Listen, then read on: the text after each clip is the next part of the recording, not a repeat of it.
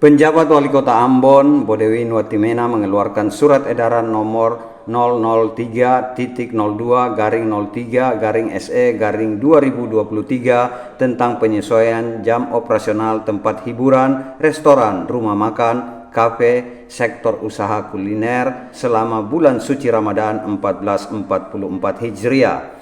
Dalam surat edaran tersebut, pemerintah Kota Ambon menyampaikan hal-hal yang harus dipatuhi selama umat Islam menunaikan ibadah puasa. Di antara yang harus dipatuhi, para pengusaha yang bergerak di sektor usaha kuliner dan dunia hiburan di antaranya harus menutup sementara kegiatan selama 3 hari terhitung mulai tanggal penetapan 1 Ramadan 1444 Hijriah oleh Kementerian Agama. Sementara untuk hari-hari berikutnya, terutama untuk dunia hiburan malam, tutup pada siang hari dan buka mulai pukul 22.00 waktu Indonesia Timur hingga pukul 02.00 waktu Indonesia Timur.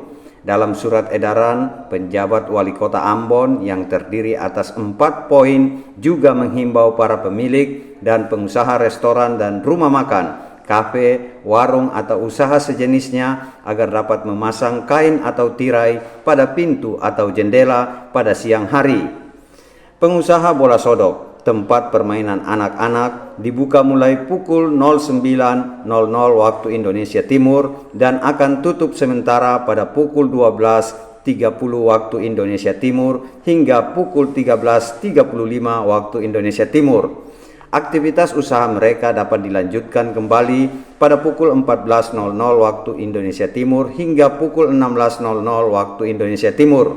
Kepala Kantor Kementerian Agama Kota Ambon, Fahrul Rosi Hasanusi, mengapresiasi surat edaran penjabat Wali Kota Ambon yang dinilainya dapat meningkatkan semangat toleransi antar umat beragama di daerah ini. Edaran dari Pak Wali Kota kalau dasar nomor 3 tahun 2023 itu memang memberikan rambu-rambu kepada para pengusaha, baik pengusaha kuliner maupun pengusaha hiburan malam, agar supaya bisa mengatur jam bukanya, jam operasionalnya, dan juga ada semacam ketentuan-ketentuan untuk menutup pakai tirai pada waktu-waktu berpuasa.